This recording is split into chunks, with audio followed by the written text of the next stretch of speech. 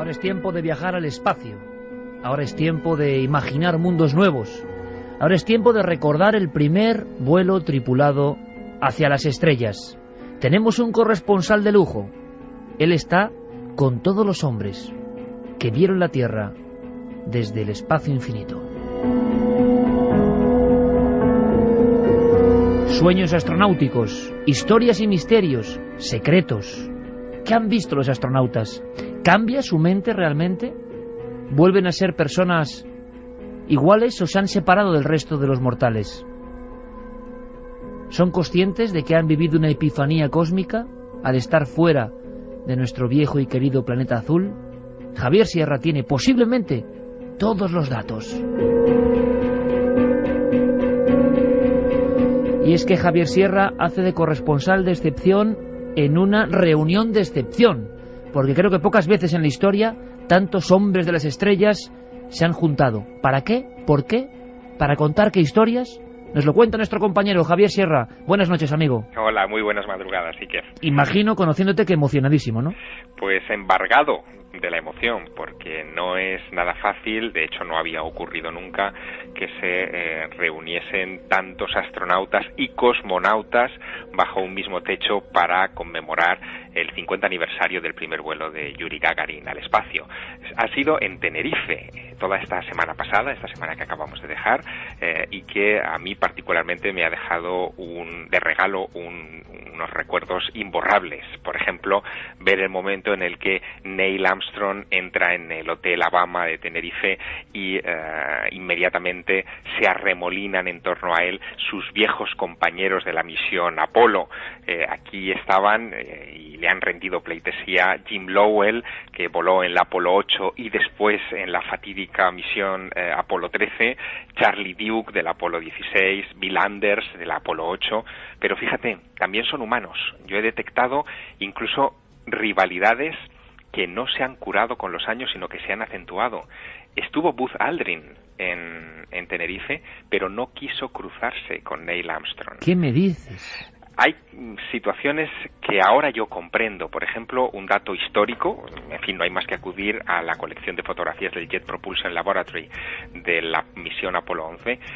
Allí podremos ver que Buzz Aldrin no le tomó a Neil Armstrong ni una sola foto en la superficie de la Luna. Claro, yo pensaba que esto era una leyenda urbana. Santiago Camacho lo ha contado muchas veces, Santi, eso de que entre el amigo Buzz de, reacciones imprevisibles, ¿no? De alguna forma puede salir por cualquier sitio, y el templado y casi hombre de hierro Neil Armstrong, que como cuenta Javier sigue siendo la gran estrella, el hombre que puso por vez primera la huella del pie humano en el satélite. Había esa especie de contradicciones entre ellos, silencios que luego en la época de cuarentena posterior al viaje también se rumoreó que no se llevaban bien. Han pasado muchos años y fíjate lo que cuenta Javier, es realmente sorprendente. Lo he podido comprobar, Iker, porque fíjate que cualquier astronauta que se dirige a otro, y esto ya te digo que he sido testigo en estos días, lo hace por su nombre de pila. Si Jim Lowell se dirige a Bill Anders, le va a llamar Bill, y Bill le va a llamar Jim al otro. En el caso de Aldrin hacia Armstrong, las veces que se veía forzado por la explicación de su aventura, que es obvia, a mencionarlo, siempre decía el comandante Armstrong.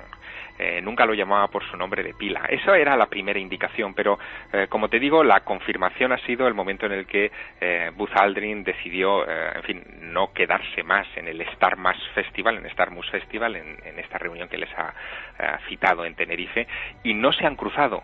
Aldrin se fue 24 horas antes de que llegara Armstrong a la ciudad. Santi, por lo tanto, no es leyenda urbana que el que sale siempre perfectamente perfilado en una de las estampas del siglo XX y de la historia de la humanidad siempre es Aldrin. Sí, además es curiosa la constatación esta que nos hace Javier, porque efectivamente la historia siempre había corrido entre los aficionados a la astronáutica de esa rivalidad. No se sabía si era un poco de cotilleo, un poco de leyenda urbana, y sin embargo que lo constate Javier con hechos es absolutamente significativo. Sí se sabe que efectivamente Aldrin tenía, igual que Armstrong era un tipo más frío, más profesional, como muy bien has dicho, más templado, y luego incluso en sus peripecias posteriores pues Aldrin ha demostrado ser mucho más vehemente. curiosamente, Aldrin desde siempre había tenido esa obsesión por ser el primer hombre en pisar la Luna. Era algo que emotivamente, obviamente es un gran honor para cualquiera, pero que casi soñaba con ello desde el principio de su implicación en la carrera espacial.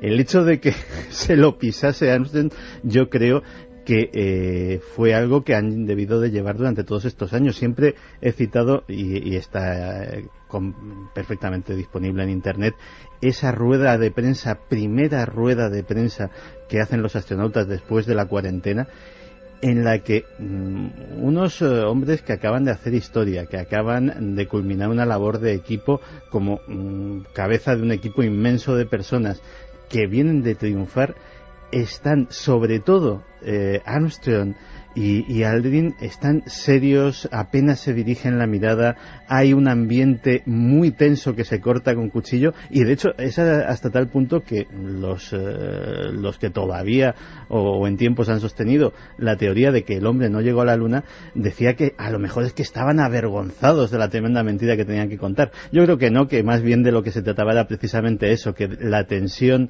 del viaje todavía, tantísimos años después, les está haciendo mella. Quizá pasó algo allá arriba en la Luna, quién sabe. Ahora tenemos la oportunidad de disfrutar con Javier Sierra, y estoy seguro que toda la audiencia está diciendo: Javier, más cosas. Por cierto, bueno, ¿son personas especiales? ¿Son distintos? ¿Están marcados? Están marcados, indudablemente. La aventura que vivieron les dejó un antes y un después en su manera de actuar, en su manera de pensar, y he tenido la ocasión de comprobarlo en un tete-a-tete, en una conversación larga con Charles Duke, que fue uno de los integrantes de la misión Apolo 16. Si tuviéramos que elegir de los 12 hombres que pusieron el pie en la Luna, los 3 que más se transformaron son 3 conocidos nuestros. En primer lugar, Jim Irwin, de la misión Apolo 15, que recordarás, sufrió toda una transformación religiosa, incluso le llevó a buscar el Arca de Noé, organizando 7 expediciones al monte Ararat. El segundo sería Edgar Mitchell, que no tendría ya una... telépata. Exactamente, no tendría ya una transformación hacia la fe religiosa cristiana, digamos, tradicional, sino que se volvería un apasionado, más si cabe que antes del vuelo, por todo lo paranormal, y terminaría fundando el Instituto de Ciencias Noéticas para investigar las fronteras de la percepción y de la mente humana, en fin, llegando incluso a hacer grandes experimentos y grandes aportaciones en el campo de la telepatía desde el espacio, como tú muy bien apuntabas. Y el tercero, sin duda, sería Charles Duke, que salvó su matrimonio, es de los pocos que ha conservado su esposa durante los últimos 40 años, porque tuvo una transformación religiosa, se hizo predicador en una iglesia cristiana, y con él estuve hablando de esa epifanía que experimentó después de la Luna, pero que tardó un tiempo en manifestarse. No fue algo que le sobrevino inmediatamente después de regresar, sino en los meses siguientes, cuando se planteó, pues mira, una cuestión, y en eso ha sido muy sincero, que yo pensaba que debían haberse planteado, y es: ¿qué voy a hacer después de haber puesto en pie en la Luna con el resto de mi vida? ¿Qué objetivo tiene la vida? ¿Qué aliciente tiene la vida si ya he hecho lo máximo, ¿no? Bueno, pues Charles Duke se hizo esa pregunta y terminó convertido en predicador. Javier, misterio. Imagino que tú, como auténtico reportero avezado en el mundo de lo desconocido, has buscado las rendijas del misterio. No sé hasta qué punto están siendo accesibles, no sé hasta qué punto las preguntas sobre misterios que se salgan de lo convencional les irritan. Cuéntanos. Pues no han querido dar apenas entrevistas, y desde luego el asunto del misterio lo tratan de evitar. ¿Me quieres decir, Javier, perdona que te interrumpa, porque esto ya, que el hermetismo 50 años después sobre los cosmonautas y los astronautas continúa igual? En ciertos aspectos sí. Si les preguntas por su historia, es decir, por su aventura, por su peripecia, pues ellos son personas ya mayores. Pensemos que estamos hablando de un club de mayores de 80 años que no tienen ningún problema en contarte, en fin, su peripecia vital. Pero si entras en los aspectos del misterio, se ponen un poco tensos. En el caso de Charles Duke, por ejemplo, hemos hablado de ovnis.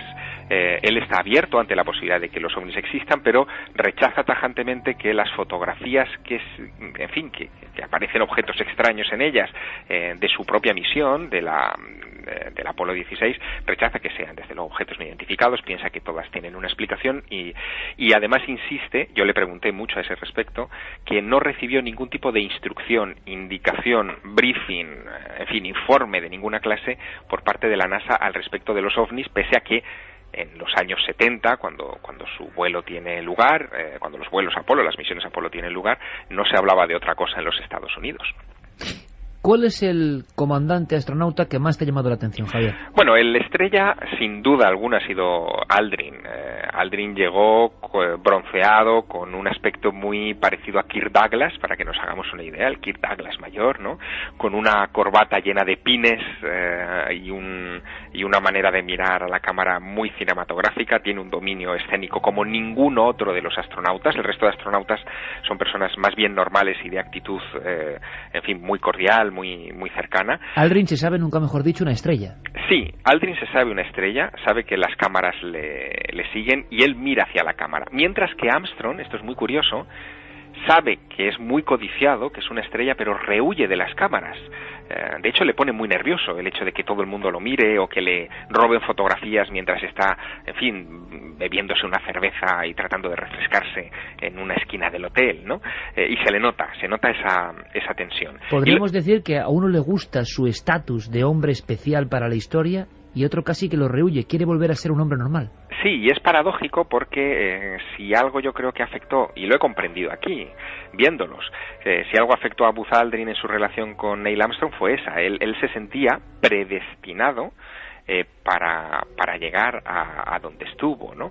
Y además tiene un discurso, luego hablaremos de la predestinación de Aldrin porque es muy curioso, pero tiene un discurso, digamos, muy estudiado, ¿no? Él quiere seguir siendo alguien dentro de la carrera espacial, sigue apostando fuerte porque su país, los Estados Unidos, sigan en la conquista que abandonaron después de la Apolo 17. Y fíjate, escúchalo, porque su discurso es muy entusiasta sobre lo que debe hacer la humanidad en estos próximos años. Escúchalo, Iker. Vamos a escucharlo. Los humanos necesitan explorar, ir más allá de sus fronteras, como hacíamos hace 40 años. Para la próxima generación, Marte. Marte está ahí, esperando a que lleguemos. ¿Por qué Marte? Ya lo dije antes. Porque uno de nuestros principios debe ser continuar expandiendo la presencia humana en el espacio. No queremos visitar lugares. Queremos establecer bases permanentes. Tú sabes que Buzz Aldrin llegó a querellarse contra Disney por el personaje de Toy Story de Buzz Lightyear. Precisamente porque los creativos de Disney vieron este discurso así de tenemos que conquistar Marte, tenemos que ir al infinito y más allá, ¿no? Y lo adoptaron para su creatividad y Buzz Aldrin no le sentó nada bien y llegó incluso a plantearles una querella que no prosperó. O sea que es un tipo muy especial. Santi nos ha contado muchas veces peripecias de Buzz Aldrin. Es uno de los que, se dijo, se dio el alcohol después de la historia espacial. Después del viaje a la Luna, un hombre de reacciones enérgicas, llegó casi a partirle la cara, bueno, lo hizo a alguien que le llegó con una Biblia. Severin, sí. Uno de tus héroes, por cierto, Severin. Oye, tendríamos que sacarle de amigo de Santi algún día. Sí. Y es así, o sea, realmente Aldrin tiene una panoplia, un listado de vida, vamos, que no parece la de un astronauta modélico. No lo es, pero fíjate, y además lo curioso de este asunto es que pese a esos fallos del ego, que es como podríamos llamarlos, porque al final se reducen a eso. Desde otro punto de vista, él fue un gran piloto de pruebas y un tipo que, en fin, superó todos los test del programa Apolo para llegar a donde llegó y para estar en el vuelo en el que estuvo, pero un tipo que también tiene unas ideas sobre sí mismo muy peculiares. Él se creía predestinado para hacer lo que hizo. De hecho, tan predestinado que el nombre de soltera de su madre, esto es un dato poco conocido, era Marion Moon, o sea, Marion Luna. Qué bueno. Pero hay más cosas, tú sabes que si él merecía eso, ese Moon como apellido. Como apellido, sí, apellido de soltera de su madre. Bueno, hay otro detalle muy curioso sobre esto del destino y la predestinación en el caso de Neil Armstrong, porque claro, no dejan de ser los dos compañeros que descienden hasta la superficie del Mar de la Tranquilidad en aquel julio de 1969. Él de joven, Neil Armstrong, tocó en un grupo de jazz ¿Y sabes cómo se llamaba ese grupo? Los Mississippi Moonshiners, algo así como los brillos lunares de Mississippi. No deja de ser curioso, ¿no? Pero fíjate, escucha a Buzz Aldrin lo que dice respecto a la providencia, quizás sería su mensaje casi de autoayuda planetaria en este caso, sobre lo que significa abandonarse a la providencia para que las cosas ocurran. Lo escuchamos. En el momento en que uno se compromete de manera definitiva, la providencia también se conmueve. Todas las cosas que de otra forma no hubieran ocurrido, súbitamente se presentan. O sea, cree en el mecanismo de la casualidad o causalidad, pero es un hombre que, por ejemplo, le preguntasteis la eterna cuestión de por qué no se ha regresado a la Luna, o también lo consideran dentro de las preguntas molestas. No. Se le ha preguntado, desde luego, y su respuesta es un poco que él se siente decepcionado con la administración Obama, no solo él, todos los astronautas, por la cancelación del programa Constellation, que era el programa que iba a sustituir al del transbordador espacial. Sabes que, en semanas se hará el último vuelo del transbordador espacial y esa fase de nuestra conquista del entorno del planeta Tierra se va a terminar, y ellos estaban muy decepcionados porque el programa Constellation que había puesto en marcha, había propulsado de nuevo George Bush, pues no hubiera encontrado eco en esta nueva administración, evidentemente por los enormes costos que supone. Así que están más del lado o de la política republicana, digamos, respecto a la conquista del espacio que de la demócrata en estos momentos. Pero Iker, lo que ha sido muy llamativo en estas jornadas del Festival Starmus de Tenerife es ver cómo estos héroes del espacio se han enfrentado también a ciertas actitudes escépticas. Todos ellos, los astronautas, hablan más o menos abiertamente, pues de su confianza en conquistar otros mundos, en que encontraremos vida y quizá vida inteligente en otros mundos, pero hay otros muchos a su alrededor que son mucho más escépticos, son los astrónomos.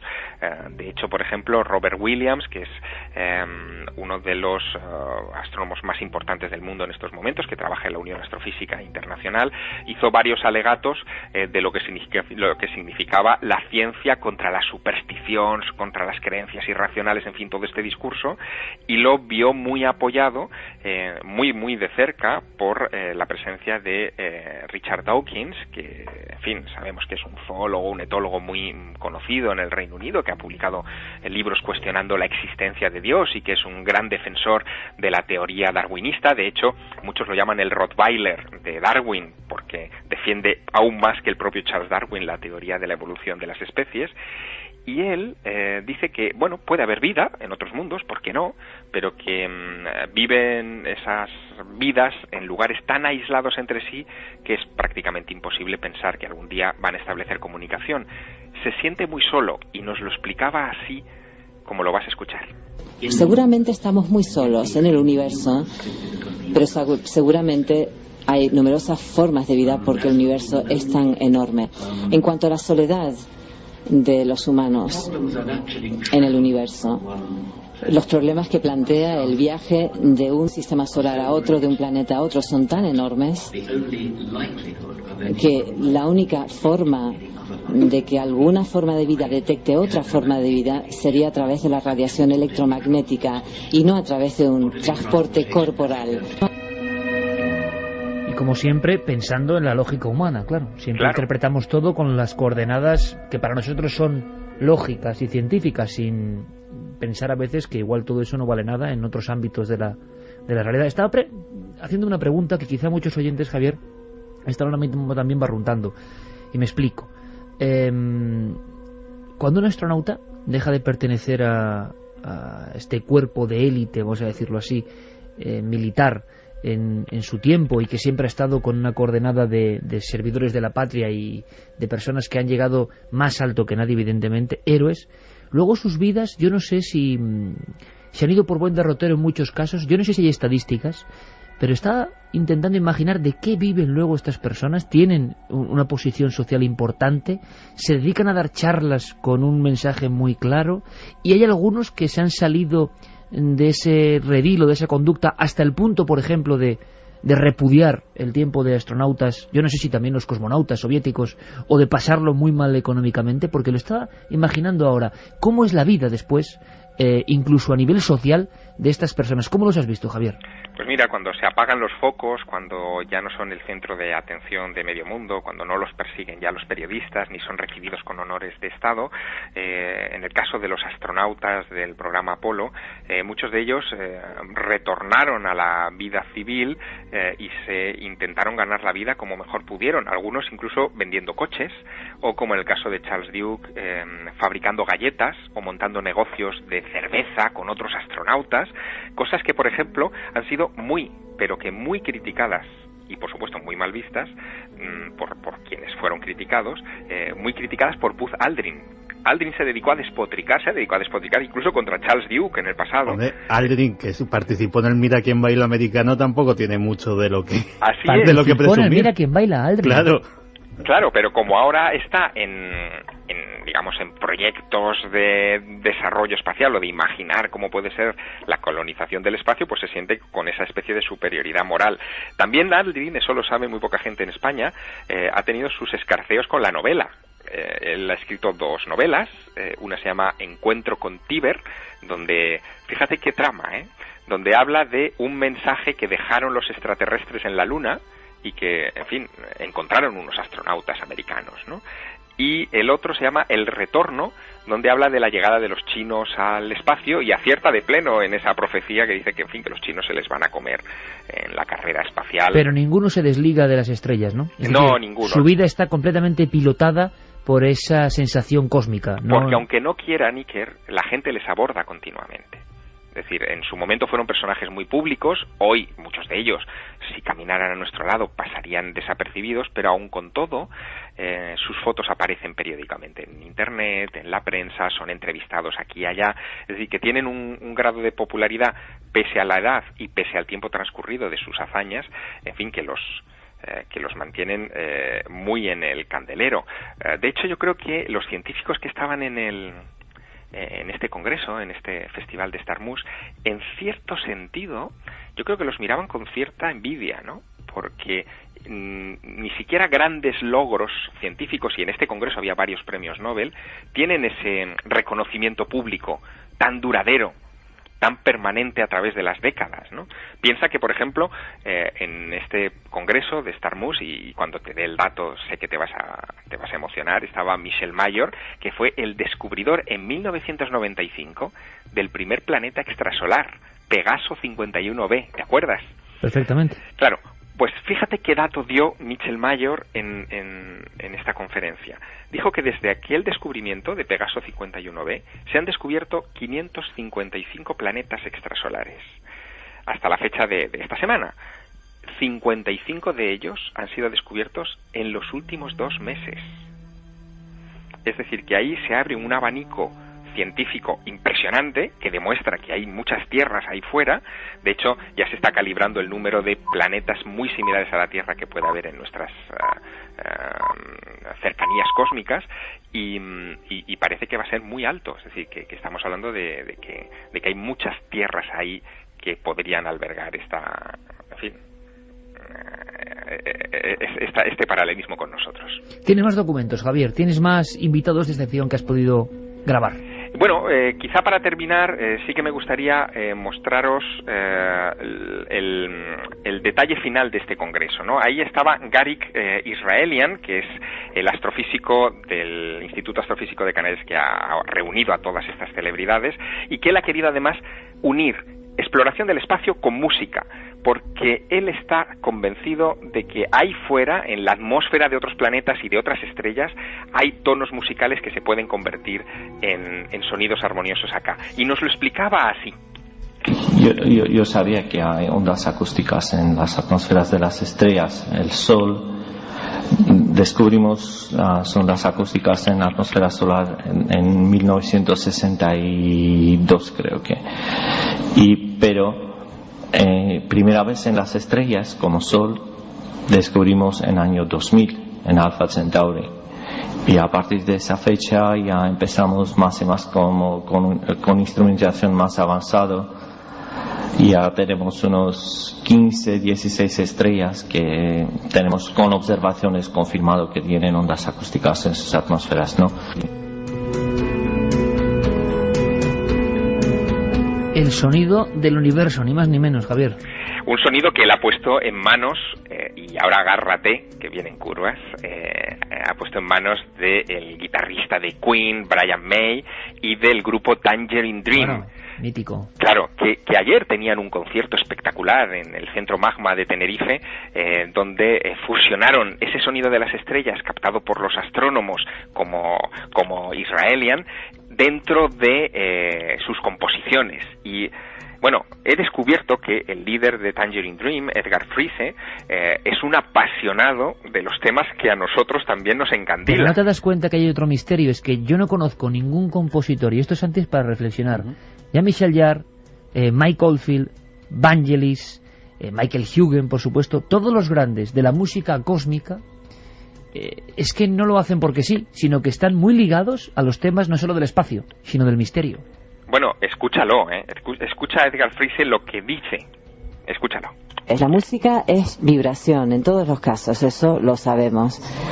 Y de algún modo podemos planificar los efectos que tienen esas vibraciones sobre nosotros. Escribimos las letras, tocamos y pensamos en el mensaje que queremos lanzar al público, pero la música lo que tiene de místico es que no sabemos ni siquiera nosotros mismos qué mensaje le estamos lanzando a los que escuchan. Yo creo que hay una comunicación en la música que no existe en ningún otro ámbito. Parece que el subconsciente habla, y para mí la parte comunicativa de la música es lo más preciado.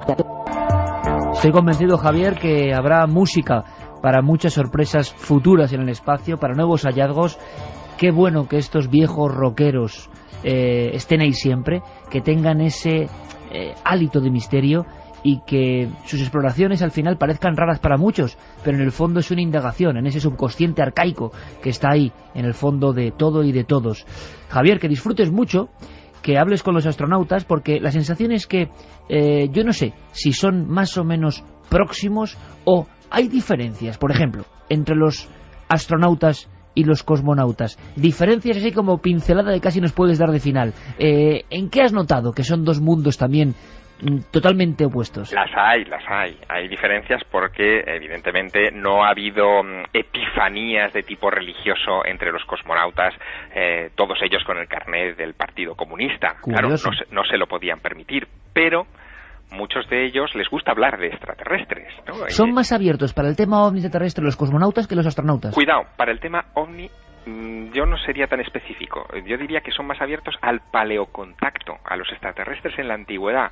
¿Les gusta el tema? Sí, porque, por ejemplo, a Alexei Leonov, uno de los, en fin, el primer hombre que dio un paseo espacial en la Unión Soviética, y que estaba destinado a ser el Neil Armstrong de la URSS, o sea, el hombre que pondría el pie en la Luna de haber sido ellos los primeros, pues Leonov, que ha estado aquí también en la conferencia Starmus de Tenerife, ha dicho en varias ocasiones que él está convencido de que los visitaron en el pasado, pero otra cosa es el tema ovni, que él no ha tenido ocasión de comprobarlo, y probablemente es porque ha leído a clásicos rusos del misterio como Alexander Kazantsev, claro, que habló de el mítico bólido, meteorito, no se sabe muy bien qué, de Tunguska en Siberia, de la Tierra, de la que, por cierto, es también Leonov.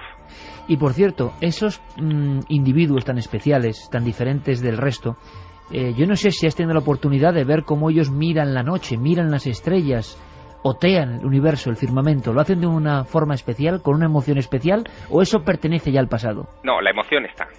La emoción está, es permanente, se ve en sus ojos. Son ojos curiosos, y la verdad es que eso es quizá lo que a mí más me ha impactado, ¿no? Que siguen siendo niños grandes, niños que quieren saber qué es lo que hay sobre sus cabezas. Deberíamos aprender mucho de ellos. El ejemplo que nos han dado en estos días es inolvidable, Iker. Pues nos has contado fenomenalmente, Javier, como no podía ser de otra forma, cronista de excepción. ¿Y será posible? Yo no sé si con un sí o un no de despedida, Javier, ¿será posible que todos estén, como algunos piensan, no conchavados, pero sí guardando ciertos secretos, cosas que saben ellos y nosotros no? Hay complicidad entre rusos y americanos, lo he podido comprobar estos días, y quizá donde se note más la brecha, insisto, es entre Aldrin y Armstrong, lo que demuestra que, pese a todo, los astronautas también son humanos. Javier ha recorrido el mundo este año, ha estado, por supuesto, en la nave de Milenio 3, y yo creo que es una bonita forma de despedir la temporada, la 10ª temporada, hablando con hombres que miraron muy de cerca las estrellas. Compañero, un abrazo muy fuerte. Un abrazo y hasta muy pronto. Hasta pronto. Milenio 3, Cadena SER. Un gesto usual, un gesto cotidiano, un gesto absolutamente universal, llamar por un móvil, ¿no? Es lo que estamos haciendo. Intentar llamar a un número extraño y larguísimo. Lo están haciendo ahora mismo millones, cientos de millones de personas al mismo tiempo.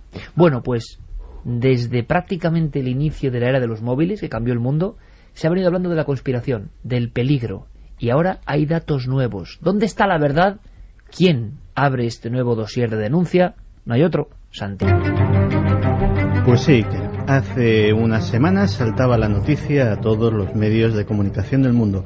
La Agencia Internacional para la Investigación del Cáncer, un organismo de la Organización Mundial de la Salud, ha llegado a la conclusión de que el uso de los teléfonos móviles puede estar relacionado con el riesgo de sufrir determinadas formas de cáncer.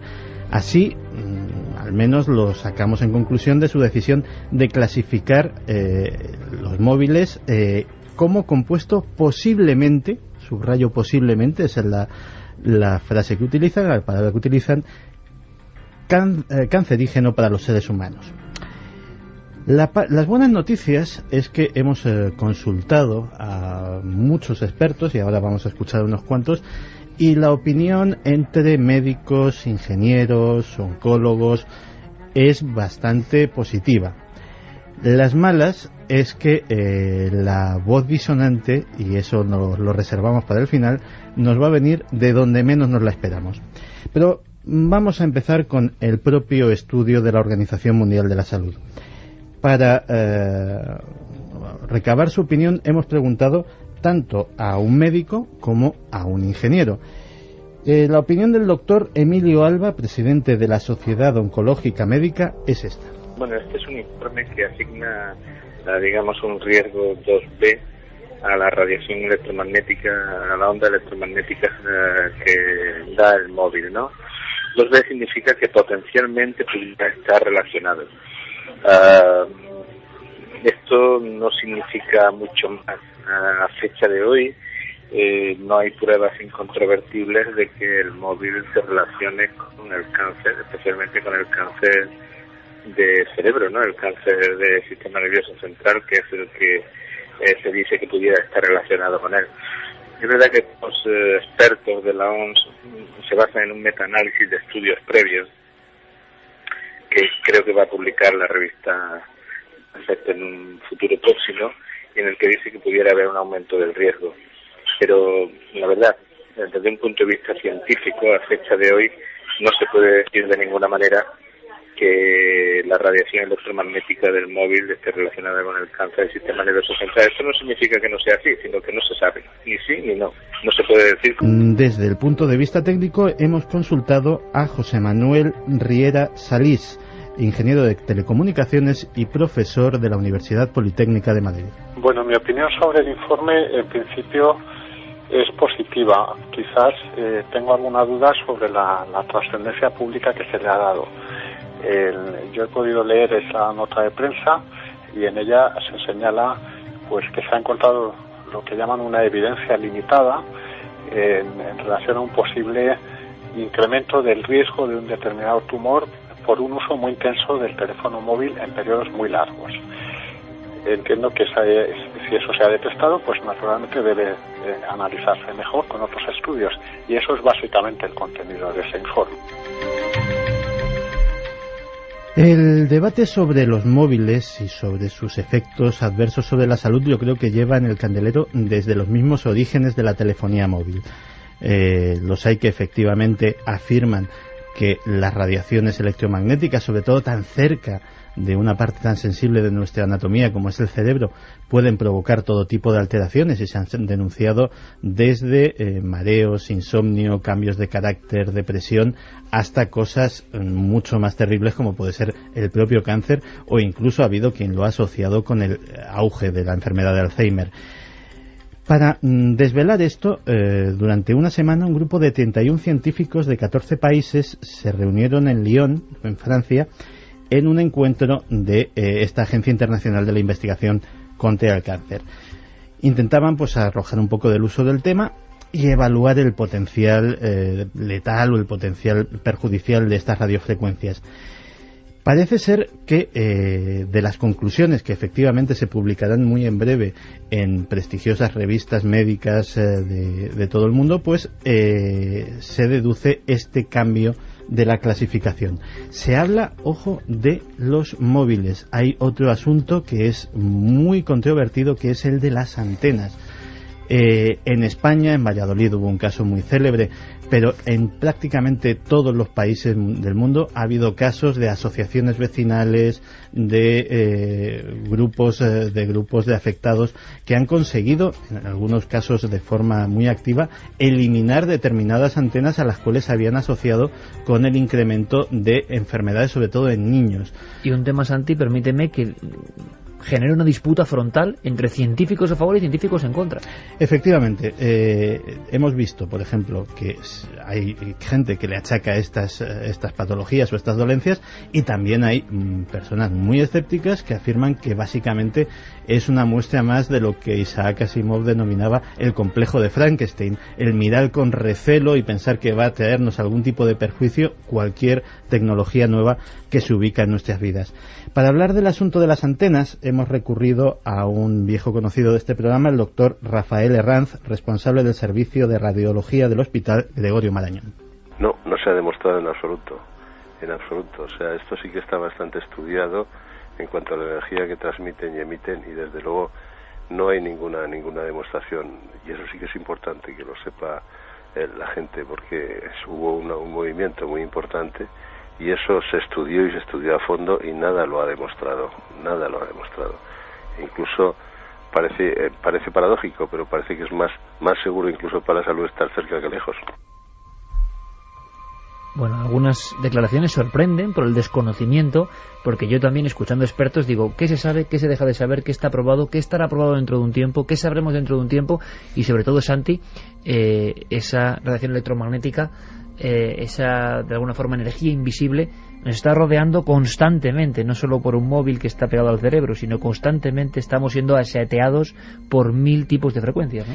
Claro, hay un experimento que lógicamente requiere ciertos medios técnicos, pero pasearse por uno de nuestros hogares con un detector de ondas de alta frecuencia, que es casi como un detector Geiger, pero con una gran antena, que tiene un altavoz que permite que esas ondas invisibles las podamos de alguna forma oír, es una experiencia realmente curiosa, porque efectivamente podemos ir oyendo los diferentes tipos de onda que estamos sometidos constantemente.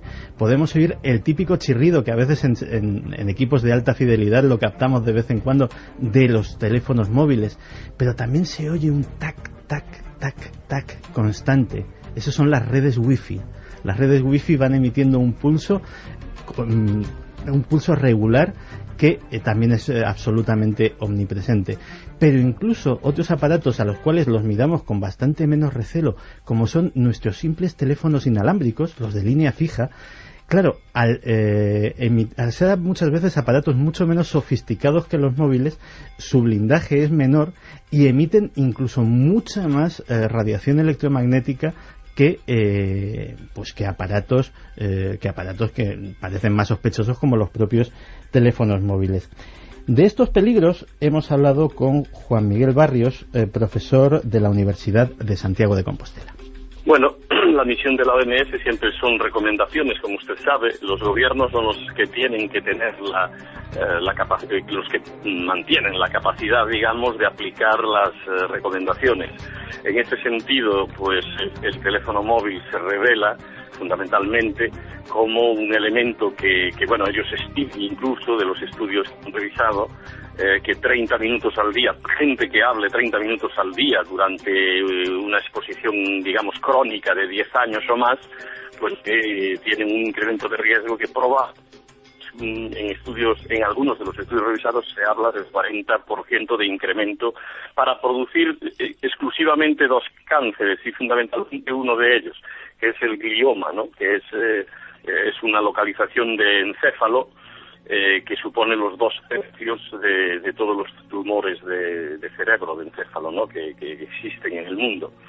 Y el otro, pues, es el neuroma acústico, que es mucho más raro, mucho más y de menor entidad. Pero bueno, para los 2, digamos, se ha encontrado ese incremento de riesgo. El resto es de inadecuada, llaman ellos, inadecuada evidencia de razón causal, ¿no?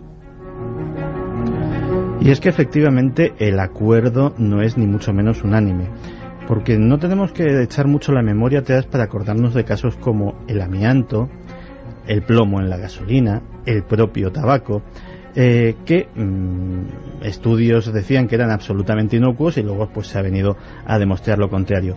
Por ejemplo, tenemos el caso del investigador británico Dr. Vini Kurana, un neurocirujano que ha publicado más de 30 monografías científicas y que está absolutamente convencido de que los móviles son muy perjudiciales y altamente cancerígenos. En cualquier caso, hemos oído un tren de voces, casi todas o todas prácticamente minimizando el efecto que puedan tener los móviles. Unánimes, ¿no? En su sentido, sí, de que no hay tanto peligro como creemos. Y reservaba como sorpresa una voz disonante. Como no nos gusta en Milenio 3 establecer polémicas ni con personas particulares, ni mucho menos con empresas, digamos que esta vez pondremos el testimonio y diremos levemente a quién pertenece.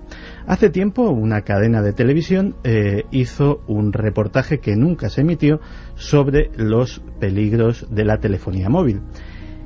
En ese reportaje se incluía el testimonio de un alto ejecutivo de un operador de estas compañías. El testimonio era este. ¿Renuncias a, digamos, a lo que es el desarrollo?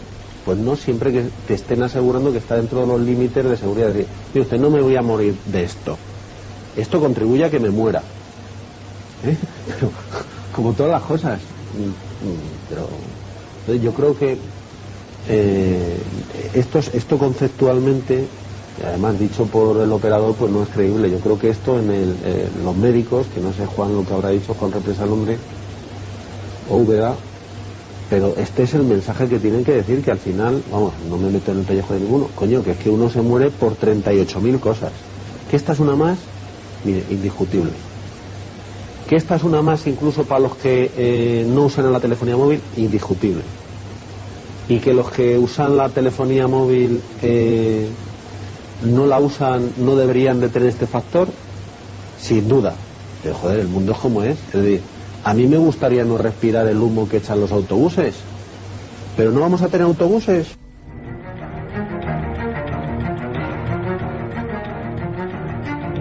Hace falta un tiempo de reflexión con música para lo que acabamos de escuchar, Santi. Pues lo que acabamos de escuchar es parte de una entrevista que nunca se emitió, y después de oírlo pues me puedo imaginar las razones.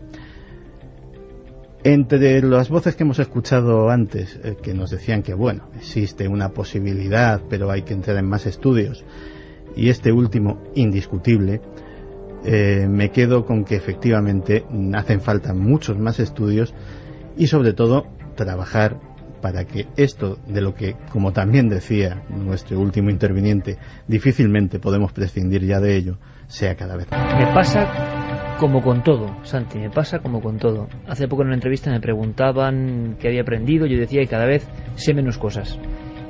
Intento aprender más, pero cada vez sé menos. Pero eso sí, una cosa sé, que casi nadie sabe. Es decir, que casi todo el mundo está en unos baremos de, bueno, vamos a ver qué ocurre, qué pasa, pero ni siquiera a veces los máximos expertos saben qué va a pasar, qué va a suceder. La vida y la realidad una eterna sorpresa. Hay que hacer recuerdo porque estamos a punto de despedir la 10ª temporada, amigos, parece mentira. A punto de despedir la 10ª temporada. Repasemos algo, porque además hay un momento especialmente emotivo. Tal día como hoy, tal noche como esta. Carlos Largo.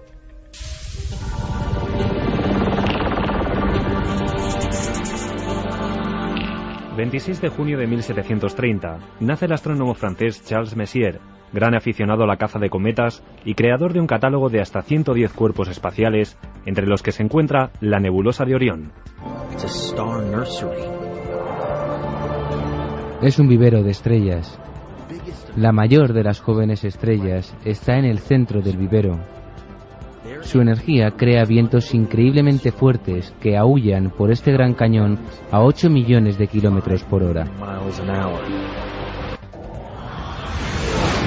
26 de junio de 1783. Se describe en Rusia la llegada de una nube tóxica procedente de la erupción del volcán islandés Laki, una gran niebla que provocó la muerte de miles de personas. Había 8 millones de toneladas de flúor, un componente químico altamente tóxico. El flúor, mezclado por las cenizas, cayó al suelo y fue comido por el ganado. La ingesta mató a un 80% de las ovejas de Islandia y 10.000 personas fallecieron como consecuencia de la erupción del volcán Laki, un cuarto de la población del país. 26 de junio de 2000, Bill Clinton anuncia un hecho histórico. Se concluye el primer borrador del genoma humano tras 10 años de intensos trabajos de investigación. En principio se pensaba que cada gen ocupaba una posición fija y lineal sobre los cromosomas, la cual podía traducirse en proteínas gracias a la formación de una molécula intermediaria, el ARN mensajero, que sirviera de patrón a seguir.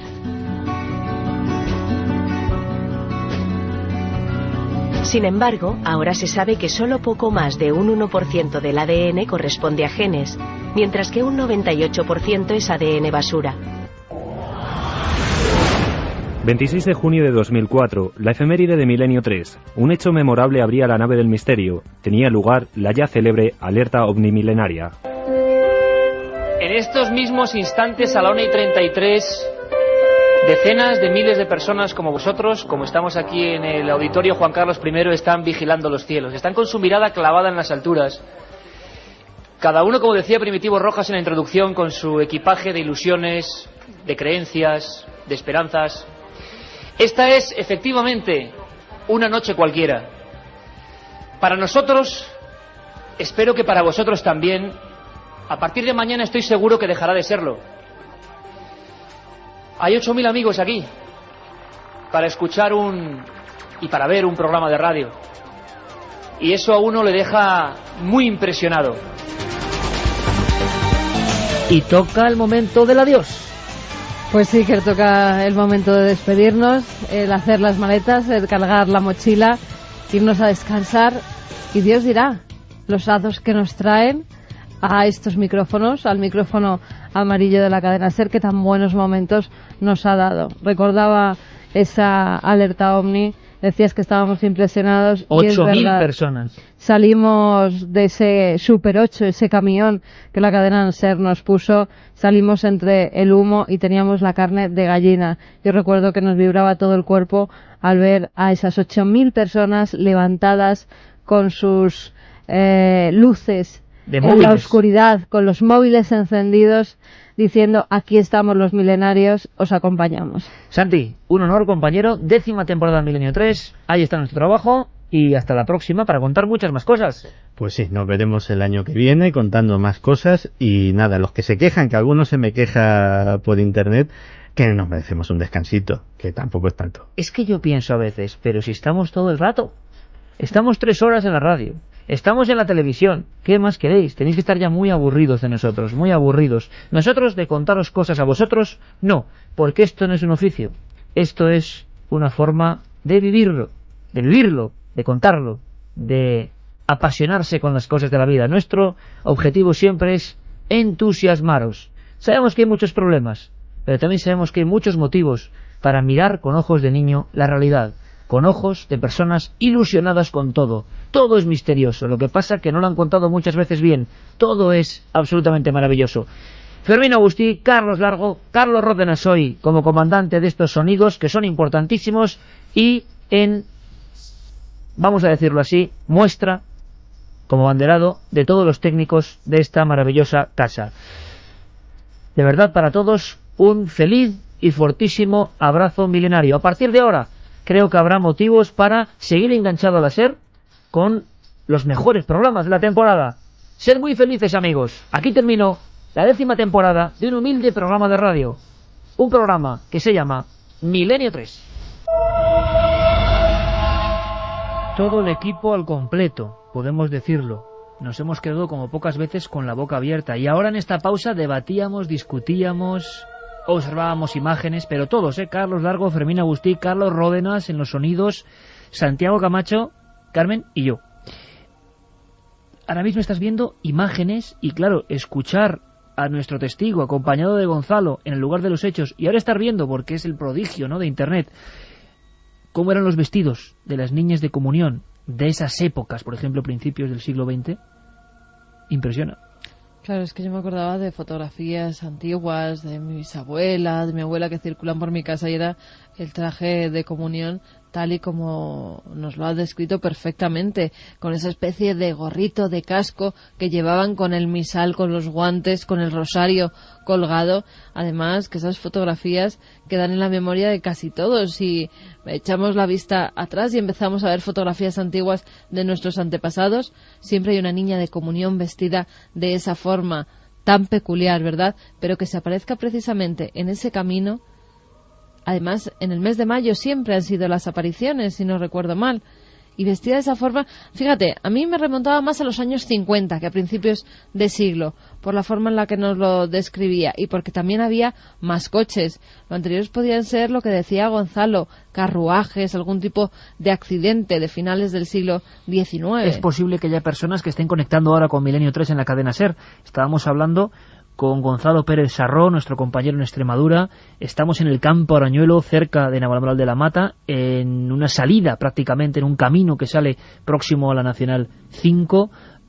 Gorgonio Fernández es el testigo que abiertamente y con total naturalidad nos está contando una historia, la aparición de una niña vestida de comunión en 3 diferentes encuentros. Ha descrito perfectamente el primero y el segundo, y en el tercero, que ya estábamos asombrados, él sale del vehículo, pregunta a esa niña si tiene problemas, si está herida, y la niña sale corriendo en mitad de la noche hasta desaparecer.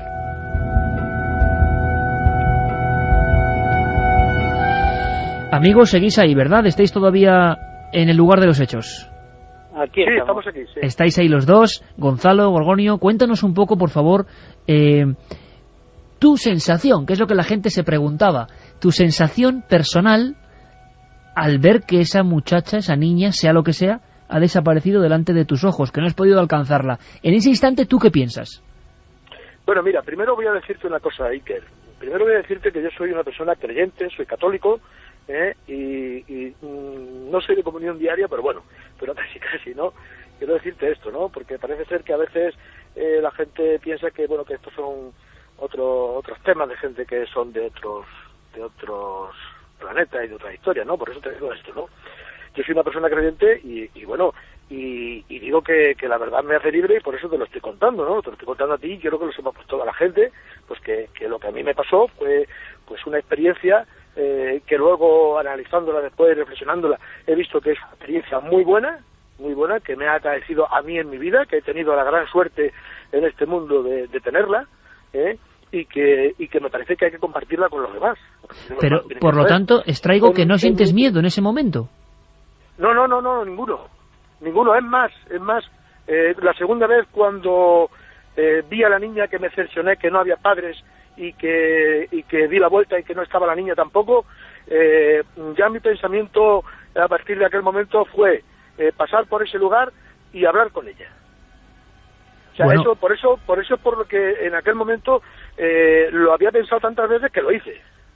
Pero te bajé parece la ventanilla y le pregunté. Te parece muy normal, pero desde luego te aseguro que muestra una valentía que no es habitual, y por eso estamos pensando en mitad del campo, en ese camino. Tú eres consciente de que eso ya no está, y yo no sé qué te viene a la cabeza. Entonces, ¿es la confirmación de que tú te habías encontrado ya varias veces con lo mismo? ¿Ya se quitan todas tus dudas? Claro, la confirmación de que ahí ha pasado algo, o aquí hay algo, un espíritu que por las circunstancias que sea, está errante o no está errante, pero que quiere decirnos algo a los que estamos aquí. Oye, me parece muy interesante. A los que estamos en esta dimensión, no en otra, sino en esta dimensión. Entonces, la otra dimensión yo no sé cómo será, me imagino que no lo sabe nadie, porque no ha vuelto nadie de la otra para contárnoslo, ¿no? Pero bueno, yo creo en la resurrección, como te he dicho, soy católico, yo creo en la resurrección, y de alguna forma creo que esta niña, por las circunstancias que sea, no sé qué circunstancias son, ni muchísimo menos, pero esa niña, su espíritu puede estar errante por aquí y quiere decirnos algo, quiere comunicarse con nosotros. Entonces yo, después de todo aquello, dije, pues lo más lógico para que se comunique es hablarle, claro, decirle algo. Gorgonio, ¿cuánto tiempo transcurre entre una aparición y otra? Bueno, pues mira, la primera aparición sería sobre el año 92 o 93 o por ahí. Y luego, pues la segunda fue al año siguiente y la tercera tardó como 2 o 3 años. Ajá. Oye, ¿siempre en el mes de mayo? Sí, siempre en el mes de mayo, siempre en el mes de mayo. ¿Recuerdas la fecha concreta de la aparición, el día concreto, o no es el mismo día? El día concreto no lo recuerdo. Lo que sí recuerdo es que estaba ansiando de que pasase en algún momento eso, ¿entiendes? Yo solo contaba a mis amigos, quiero decirte que esto no lo tengo yo en secreto. Eso es importante. ¿Y tu familia, por ejemplo? ¿Y tu familia? O sea, tú de inmediato piensas que esto no es algo que le pasa a mucha gente, que hay que guardarse, que no va a ser creído. De inmediato lo cuentas a tu círculo más íntimo. Sí, no, yo se lo conté a mi vecino de parcela. O sea, que fíjate, un señor mayor, un señor que tiene, hombre, no voy a decir su nombre por respeto, ¿no? Pero que tiene ya casi 80 años. Y se lo conté, bueno, en aquella época pues tenía muchos menos, ¿no? Pero vamos, y se lo conté perfectamente sin ningún problema. ¿Y la familia? ¿Cómo reaccionó? Mi familia bien, sin ningún problema tampoco. Además, ellos sabían que, mi mujer y mi hija sabían que esta noche, a través de Gonzalo, pues me iba a entrevistar y me han dicho, bueno, pues muy bien, perfecto, cuenta la verdad, si la verdad es lo que hay, no hay otra cosa. Pues la verdad... Yo no estoy estoy mintiendo a nadie, ni muchísimo menos. Oye, y otra cosa muy importante que se me ocurrió esta tarde, ni vosotros me vais a pagar un duro siquiera. Joder, quiero decirte que yo estoy contando la verdad, mi experiencia, una experiencia que he tenido, vuelvo a repetir, con un espíritu que puede estar errante o no lo sé, pero me imagino que está errante, o por lo menos lo que sí yo deduzco es que quiere comunicarse con nosotros, con los que estamos en esta dimensión, y punto. Oye, te aseguro que el aplomo sí que se siente. Yo no sé, y creo que nadie puede saberlo exactamente, qué es lo que has visto y cuál es la naturaleza. Algo tendrá que ver, porque lo has visto en 3 ocasiones diferentes, pero desde luego el aplomo, la palabra aplomo, te aseguro que se transmite. No la he visto yo solo, la han visto la gente. Lo que pasa es que bueno, hay gente que no quiere contarlo. Ah, amigo, ahí está la gran clave que te vamos a preguntar ahora. ¿Sabes si en la zona más gente la ha visto? Sí, por supuesto. Y la gente sabe, sin que yo diga nada, o sea, yo le pregunto, oye, ¿dónde se aparece la niña de Comunicito? Dicen exactamente dónde es, porque lo sabe la gente. ¿A ti se te ha aparecido en el mismo punto exacto siempre? Siempre en el mismo punto. Siempre en el mismo punto. Siempre en el mismo punto. Sí. ¿Hay algo identificativo en ese lugar que recordaras para saber qué es en ese punto exacto? Sí, claro. Pues mira, justo cuando pasas, vienes por el camino y justo sale a la izquierda un camino y como a unos 10 o 12 metros hay una pared de piedra a la izquierda que está derruida por donde han hecho un paso a la finca, justo ahí aparece la niña. Y como a unos 20 metros aproximadamente o por ahí sale otro camino a la derecha, que es por donde la niña salió corriendo. Gorgonio, me parece... Salió corriendo y giró a la derecha. Dime, Carmen. ¿Has tenido tiempo para pensar durante todos estos años por qué a ti, en 3 ocasiones, y qué mensaje crees que te quiere dar? ¿Por qué crees que te quiere a ti decir algo? Si es que ha sufrido un accidente, si es que está apegada a ese lugar que parece que, bueno, en la literatura que hay de fantasmogénesis hay supuestos espíritus que parece que se quedan en un lugar que está marcado precisamente porque allí perdieron la vida a destiempo. Sí, Carmen, yo te voy a decir, perdona que te interrumpa, yo te voy a decir, yo tengo psicofonías hechas de aquí por la zona, porque bueno, es una cosa que me ha gustado hacer psicofonías, y bueno, y tengo psicofonías, tengo algunas que son bastante regularcitas de aquí de la zona, y bueno, si no hago más psicofonías porque no encuentro gente que me acompañe, ¿entiendes? Pero bueno, y yo creo en eso perfectamente. Quiero decirte que bueno, que desde el punto de vista cristiano, creéis precisamente que eso, que es la posibilidad de la resurrección y que alguien se haya quedado ahí en una fase intermedia, vamos a decir. Pero mira, vamos a permitirme una cosa. Santi también tiene una cara de asombro increíble, porque sabemos que pasan estas cosas y nos llegan muchas de estas cosas. Lo que no es habitual es que alguien lo cuente con esta naturalidad, y nos alegra mucho. Y seguro que muchos oyentes ahora mismo, escuchándote, están recapacitando o diciendo, a mí me pasó algo muy parecido. Gonzalo, compañero, tú has tenido una sorpresa que tiene que ver con el asunto de las psicofonías. Ponemos aquí todas las comillas del mundo, evidentemente, porque tampoco sabemos qué es, y tampoco estaba en absoluto preparado. Tú, gestionando esta investigación, y con Marisa, tu esposa, a la que mandamos un fuerte abrazo, pues os ocurre algo que, bueno, es un elemento más para esta historia increíble, ¿no, Gonzalo? Pues sí, antes de ayer, cuando me comunicaron que íbamos a hacer nuestra intervención desde aquí, desde el mismo lugar de los hechos, pues vinimos a otear de día el terreno, pues bueno, porque no sabes bien por dónde andas luego de noche, no vaya a ser que ocurriera algo, y yo eché la grabadora en el coche, y al llegar aquí pues hicimos en realidad con muy poca fe, te lo digo así, simplemente bueno, pues si se podía aportar algo. Yo no me imaginaba que fuera a salir algo o que haya algo que pueda tener un cierto valor, pero hicimos 3 psicofonías, una dentro de las ruinas de la iglesia de Valparaíso, otra en el cruce de caminos, porque eso también hay que anotarlo, hora entre 2 luces, atardecer, la hora crepuscular y cruce de caminos, algo que suele coincidir. Hicimos otra ahí, y otra justo donde Gorgonio nos había dicho que desapareció la chica, y ahí es donde se escuchó algo. Allí justo se escuchó algo, en ese punto. Voy a pedirle a nuestro compañero Carlos Ródenas que quite cualquier tipo de música en este instante. Hay que prestar mucha atención. Cuéntanos tú qué es lo que ocurre, cuál es la pregunta que hace Marisa. Como dice Gonzalo, con muchísimos años ya de experiencia, bastante descreído en el aspecto de que, oye, no es nada fácil que uno ponga una grabadora y salga algo, y menos con esta historia detrás. Pero parece que hubo suerte. ¿Cuál fue la pregunta y qué es lo que sale, Gonzalo? Bueno, pues Marisa pregunta algo así de si podemos ayudarte ante digamos, la apariencia de que esta niña está como esperando a alguien, porque dentro de esa leyenda de que quizás se cayera de la cabalgadura, pues uno se pregunta si no es que esa niña está esperando aún a que vengan a recogerla. Pues ante eso, Marisa, quizás con esa inquietud femenina de ayudar a los niños, pues preguntó eso, ¿podemos ayudarte? Y la respuesta, muy bajito, susurrando, fue no.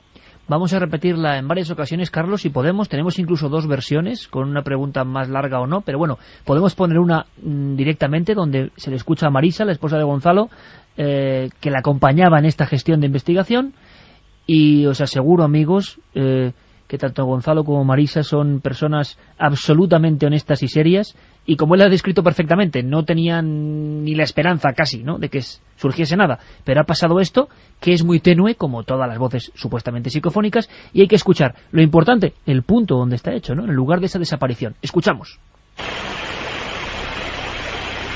¿Podemos ayudarte? Vamos a repetirlo. ¿Podemos ayudarte? Y la repetiría por tercera ocasión. Aquí Carmen y Santi están poniendo una serie de caras, como por cascos la estamos escuchando. Quizá nuestros compañeros allí, en ese lugar de los hechos, a estas horas, no la puedan escuchar igual, pero el no parece claro. ¿Podemos ayudarte? Bueno, ahí están los datos. Opinión rápida, vuela pluma. Santi, Carmen.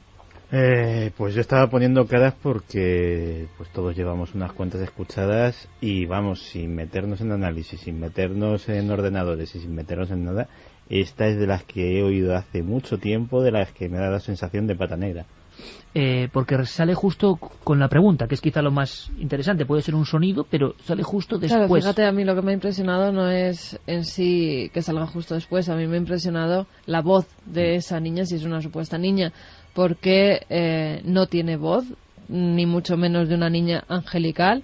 Es más, tiene una voz desgarradora, incluso un poco enfadada.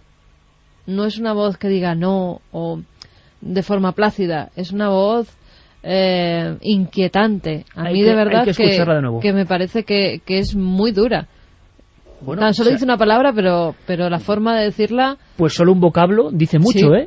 Son interpretaciones humanas, cuidado. Pero, y yo no sé cómo le estarán escuchando ahora Gonzalo y Gorgonio allí en el lugar de los hechos, ¿no? Cómo les estará sonando a ellos.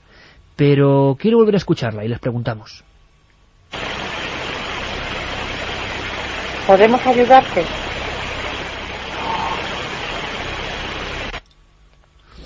Ahí estaba, la respuesta, no, como una especie de súplica o no sé.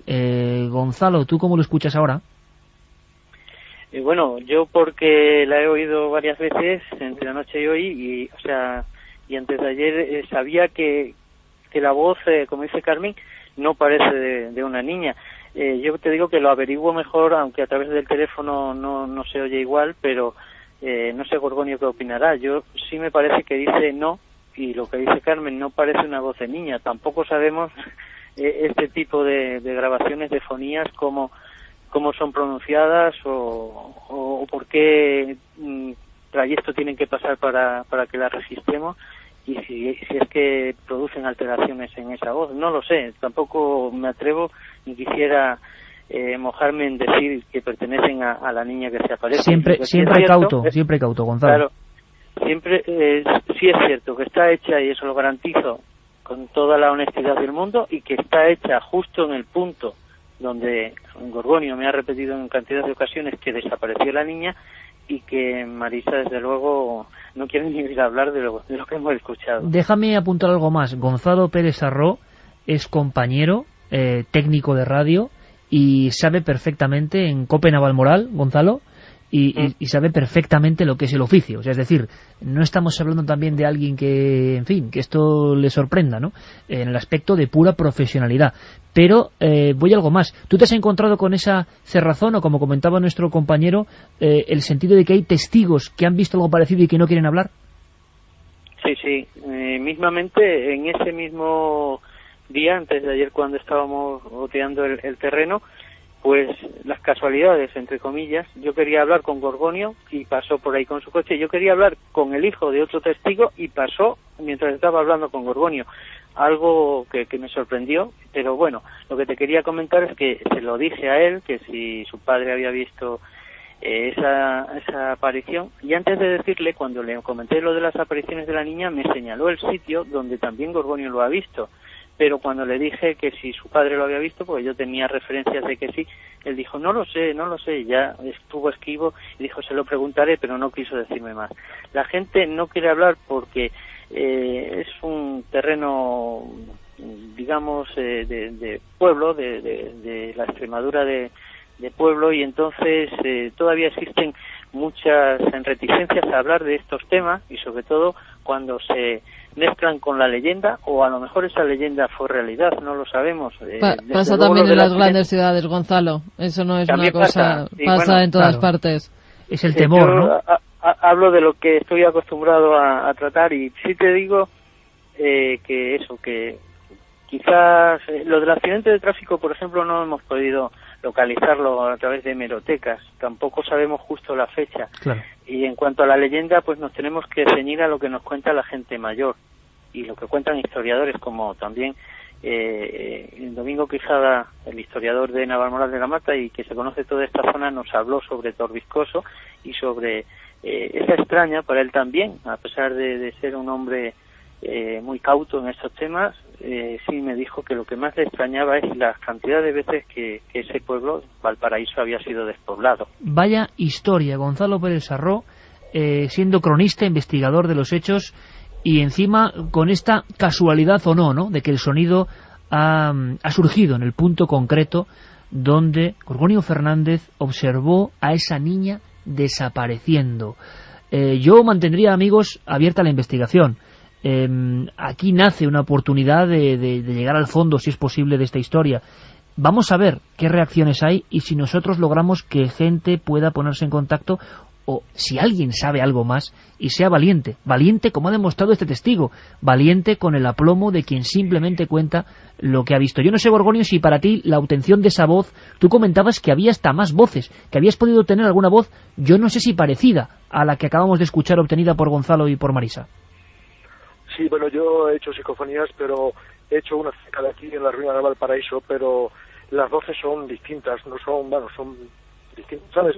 También sabemos que las voces de la psicofonía son muy parecidas, a veces, ahora no, pero antiguamente yo recuerdo que tenía que cambiar inclusive hasta la velocidad del magnetofón para poder oírla bien, que fuese audible, ¿entiendes? ¿Te ha impresionado esta voz, la que acabas de escuchar, la de No? Bueno, verás, para mí es una sorpresa que la haya sacado en el programa, porque a mí me lo ha comentado Gonzalo, pues esta tarde a las 9 menos 10 o por ahí, o más o menos, ¿no? Cuando hemos hablado para venirnos aquí al lugar este, ¿no? Y resulta que, bueno, muy bien, yo como he hecho algunas y estoy más o menos acostumbrado de vez en cuando a oírlas, bueno, pues sin problemas de ningún tipo, ¿no? Pero chicos, cuando la habéis puesto aquí, en el lugar en el que estamos, de noche, pues ¿qué quieres que te diga? Se me han puesto los vellos de punta y no me he montado en el coche porque está retirado, si no me había montado en el coche. Lo entendemos perfectamente. El aplomo ese que tú dices que has hablado, pues cuando la niña, pues a lo mejor lo tuve porque la niña no me contestó, pero si la niña me contesta igual no tengo ese aplomo. Claro, ¿me entiendes? Claro. Y si tuve el aplomo de bajar la ventanilla y preguntarle, es porque lo había meditado y lo había pensado y lo tenía ya más que pensado, ¿no? Y cuando la vi, sabía que era ella y le pregunté. O sea que, pero esta sorpresa que me habéis pegado en el cuerpo, aquí de noche, pues en este camino, pues te puedes imaginar, ¿no? Lo entendemos. Y además lo he oído perfectamente. Bien. Bueno, Gorgonio, decías que no tenías compañeros para ir a hacer psicofonías. Te aseguro que iremos contigo a ese lugar. Hay que investigar. Y con Gonzalo. Aquí hay muchos sitios, Yo he hecho psicofonías. Lo que pasa es que el problema de las psicofonías es que aquí hay que hacerlas en verano, y en verano hay mucho ruido. Claro. La verdad es que, Gonzalo, me gustaría los grillos, Claro, todo tipo de contaminación sonora, ¿no? Claro. Gonzalo, una última cosa, compañeros, que yo creo que la crónica es excelente, que de verdad nos habéis puesto la carne de gallina en el buen sentido y que hay una serie de elementos. Gonzalo, ¿cómo es el lugar exactamente que tú estás viendo ahora para que tengamos ese marco de despedida, ¿no? El lugar, el cruce de camino donde apareció la niña, ¿qué estás viendo? Pues, bueno, ahora de noche se ve poco, pero sí te puedo decir desde lo que he visto de día es un lugar idílico, porque te digo que lo he mencionado antes porque es que es un camino y la loma por la que sube el camino por donde desapareció la niña es precioso, sobre todo en primavera cuando vine la primera vez con él. Es un camino que se va perdiendo entre la floresta y luego la llanura tiene una zona de vegetación donde están incrustadas las ruinas de la iglesia de Valparaíso, luego la sierra de las Villorcas al fondo. La verdad es que no hay apenas tránsito de vehículos por este camino, habremos visto 2 o 3 desde que nos hemos venido, y por lo demás tranquilo, silencioso, y solo se oye pues los animales rapaces, las aves, que nos ha sobrevolado una hace un poco. Exacto, que ha pasado y nos ha dado un susto. Pues una crónica excelente, Gonzalo. Sabes que me alegro personalmente mucho de esta conexión. Ya lo sé. Sabes que nos alegramos mucho de tenerte de nuevo en el ruedo del misterio, de la investigación, de la tremenda fuerza, y encima con un testigo que lo ha contado de esta forma tan prodigiosa. Solo podemos decir una cosa, que la investigación continúa, que está abierta y que queremos llegar con vosotros al fondo de este asunto. Si esa niña está ahí, si esa niña sea lo que sea, espejismo, alucinación, realidad, fantasma, niña extraviada, lo que sea, tenemos que saber más. Y si sabemos más, será gracias a vosotros. Os enviamos todo el equipo y estoy seguro, toda la audiencia, un gran abrazo. Iker, gracias. Dime. Mira, quería decirte una cosa. Es que estoy pensando yo y estoy dándole vuelta al tarro. Date cuenta que esa psicofonía que ha hecho Gonzalo precisamente no ha sido en mayo, estamos en junio, Sí, señor. Ha pasado el tiempo de las apariciones. ¿Te das cuenta? Sí, Habrá que investigar. Gorgonio y Gonzalo, os envío un grandísimo abrazo. Gracias por el esfuerzo, por estar ahí a estas horas. Un beso fuerte. Y hablaremos y seguiremos investigando. Gracias porque el misterio, sea lo que sea, sigue vivo. Amigos, un abrazo muy fuerte. Venga, gracias a vosotros. Adiós.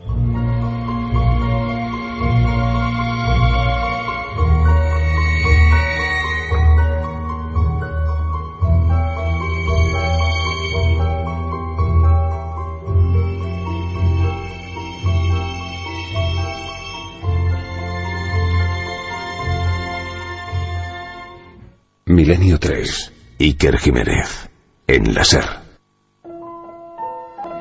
Es una noche muy intensa y yo creo que de verdad que está mereciendo la pena. Vaya encuentro, vaya historia. Oye, es que habrá que seguir investigando. Solo falta el piano de Santi tocando, de Santi, ya no sé ni lo que pronuncio, amigos, porque me da mucha alegría encontrarme con un caso de este tipo, ¿no? Sí, además sea casos lo que sea. nuevos, con testigos completamente fiables, abiertos a experimentar, a contarlo, y que en un momento dado se han encontrado con lo absurdo. Y además 3 veces. Y yo no sé el análisis, Santi, antes de contar lo que necesites contar, y tu sintonía de piano pega perfectamente, qué extraña la última escena, ¿no? Persiguiendo a la niña, pero tan terroríficamente absurda por lo real. Porque alguien te puede contar, bueno, y lo normal, salió huyendo. Es que no te puedes... Es tan real que no te lo puedes ni creer, de que alguien baja porque realmente quiere preguntar a esa niña, en un aspecto muy humano. Y yo no sé por qué tengo, desde que estoy escuchando esta historia, la escena de la niña de espaldas corriendo, alejándose, ¿no? Sí, y ese punto de luz que parece que se va difuminando, la verdad es que la historia es absolutamente increíble. Y a mí, desde luego, lo que más me impresiona de la historia es el propio Gorgonio. Aparte de esa presencia de ánimo, hacía mucho tiempo, y desde aquí hago votos para que no sea la última vez, que no nos encontrábamos con un testigo, ¿cómo te diría yo?, tan desinhibido, de alguna forma, tan auténtico, tan no encorsetado por el qué dirán o por las inhibiciones que nos impone la sociedad, los demás o lo que sea sobre estos temas.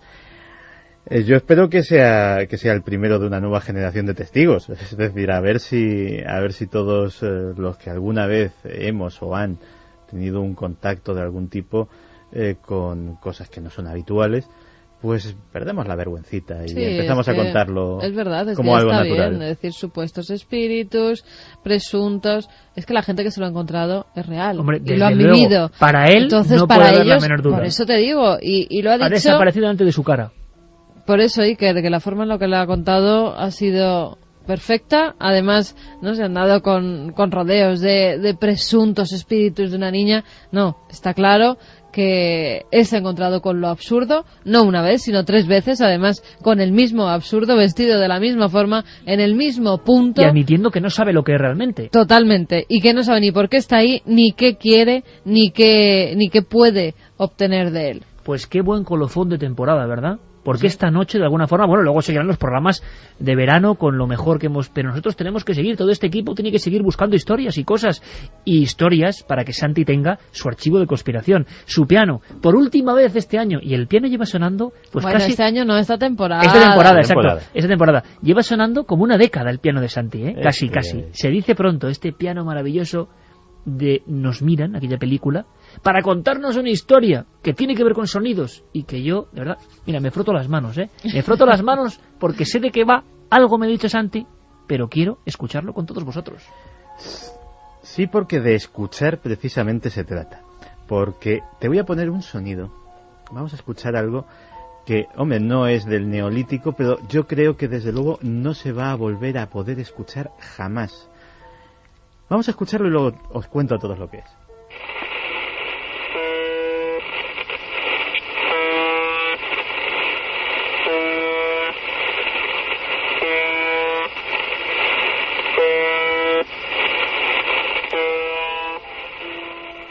Pues podría ser el claxon de un camión, la sirena de un barco, pero no, se llama o se llamaba UVB76.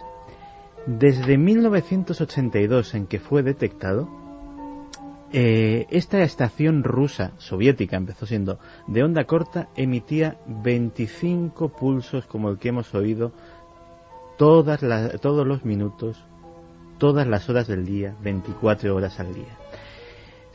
Los servicios de inteligencia localizaron el transmisor, un transmisor potente de 10 kilovatios, en las afueras de Moscú, en un pueblo que se llama Povarovo. Tengo delante una foto de satélite del transmisor. Nadie sabe qué era esto. Solo se sabe que hace apenas unos días dejó de transmitir después de casi 30 años para siempre. Los únicos datos que pudieron obtener los servicios de inteligencia es que esto que parece un claxon, un zumbador, era algo captado por un micrófono. Es decir, no era un aparato enchufado directamente al emisor y que generaba el ruido, sino que había un micrófono, como el que estamos utilizando ahora, que era el que captaba ese sonido de un aparato externo. ¿Cómo se sabía? Pues porque ocasionalmente se oían pasos, una puerta que se abría y que se cerraba, o incluso, en alguna ocasión, se llegó a captar una conversación, como sucedió el 3 de noviembre de 2001, en que en genuino ruso una voz preguntaba a otra: parece que no está recibiendo el oscilador. Dice, pues habrá que hacer algo con el hardware, le contestaba otra. Es una de esos accidentes que se sabía que evidentemente era un micrófono. Lógicamente, los servicios de inteligencia, especialmente los norteamericanos, tuvieron esta estación de radio constantemente vigilada. Pues bien, aparte de ese sonido, solamente emitió voz en muy pocas ocasiones. 24 de diciembre de 1997, 21:58 horas. Una voz dijo: UVB 76, 18008, Bromal, Boris, Roman, Olga, Mijail, Ana, Larisa, 742, 799, 14.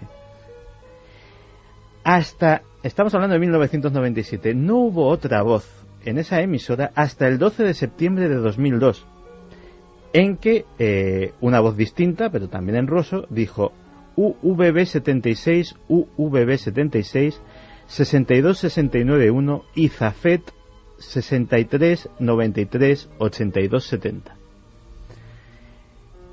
De 2002 pasamos al 21 de febrero de 2006, en la que otra voz completamente distinta dijo un mensaje que era 7559, 7559, una serie de números más que no vamos a ya ser prolijos: Tatiana, Oksana, Ana, Elena, Pavel, Shuka, Konstantin, Tatiana, Ana, Larisa, Uliana. Una serie de nombres y una serie de números. Solamente en esas 4 ocasiones, más aquella conversación accidental que podía ser entre 2 operadores o 2 ingenieros, emitió voz esa emisora. Si fuera un caso único en el mundo, pues ya de por sí sería notable. Pero es que resulta que hace unos meses nos preguntaba precisamente un oyente a través de los SMS por las emisoras de números. En onda corta hay decenas de emisoras cuya titularidad es de gobiernos, sedes diplomáticas, etcétera, etcétera, que transmiten constantemente sonidos extraños, sucesiones de números, palabras inconexas, este tipo de cosas. Hay algunas que tienen incluso fama internacional y que se sabe a quién pertenecen. Una de ellas es la famosa estación E10 del Mossad, que constantemente emite mensajes en clave que nadie sabe, obviamente, a qué se refieren. También hay una conocida como la estación rusa de Morse, la M12, que constantemente emite mensajes en Morse que no corresponden a ningún lenguaje conocido y que a día de hoy tampoco han sido descifrados. Casi todo esto se cree que es estaciones dedicadas al espionaje. Y tú dirás, bueno, hay teléfonos, hay internet, hay transmisores muy cualificados y tecnológicamente muy sofisticados. ¿Por qué se recurre a esto que parece bastante obsoleto?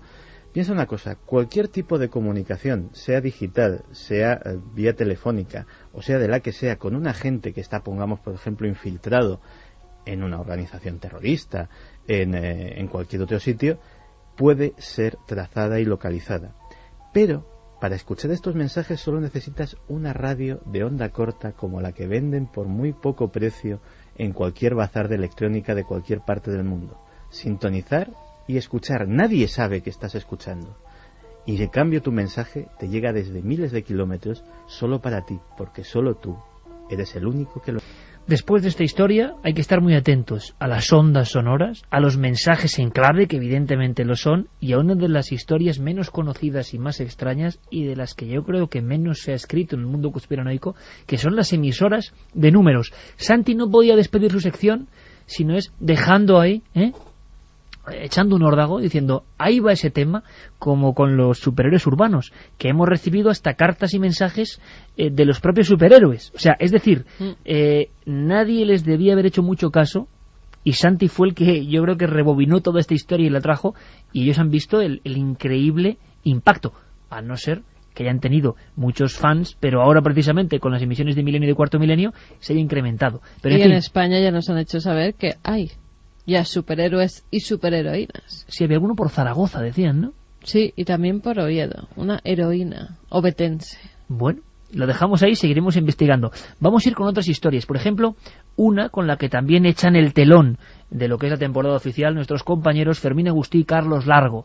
Uno de esos reportajes, yo tenía la idea de también volver a rescatar, a desempolvar una forma de hacer reportajes a dos voces, que a mí me parece muy dinámica, muy interesante, y agregando siempre documentos, historias. Una historia más que tiene que ver, evidentemente, con misterio, con muerte, con sepulcros, con cosas no bien resueltas, y que, bueno, invitamos a que escuchéis con toda la atención del mundo. Este es el último reportaje de esta temporada, aunque luego vendrán muchos más, por supuesto, pero ahí va, espero que lo disfrutéis.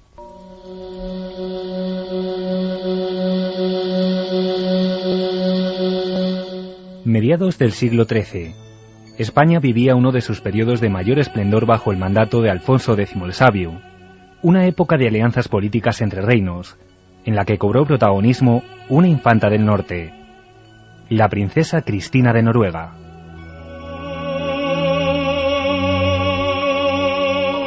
Cristina nacía en Berg en el año 1234. Hija del rey Haakon IV, era una mujer bella y culta que desde muy temprana edad consiguió encandilar a los más influyentes príncipes de otras monarquías europeas. Quizá por esta razón, su destino la llevaría años más tarde a realizar un largo viaje desde Noruega a España para contraer matrimonio con Felipe, hermano del rey Alfonso X.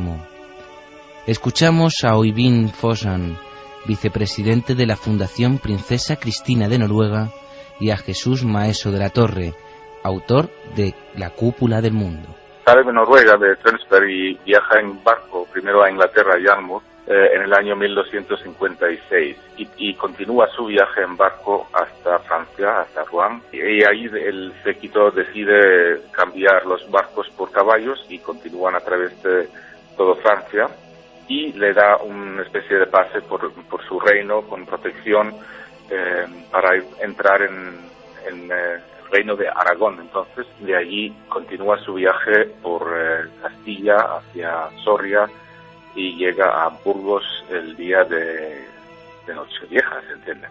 Y entonces venía a casarse con uno de los infantes, pero el que ella eligiera. Y entonces ella eligió a don Felipe, que era el que mayor apostura tenía. Se casaron en Valladolid con un boato extraordinario. Este hombre vivió en Toledo y después se retiró a Sevilla a vivir con su princesa en Noruega, con Cristina de Noruega. Y esta mujer pues viene a Sevilla y viene a morirse de melancolía en el único lugar de España donde se pudo morir de cualquier cosa menos de tristeza, que es Sevilla, y murió jovencísima sin darle pues ninguna descendencia.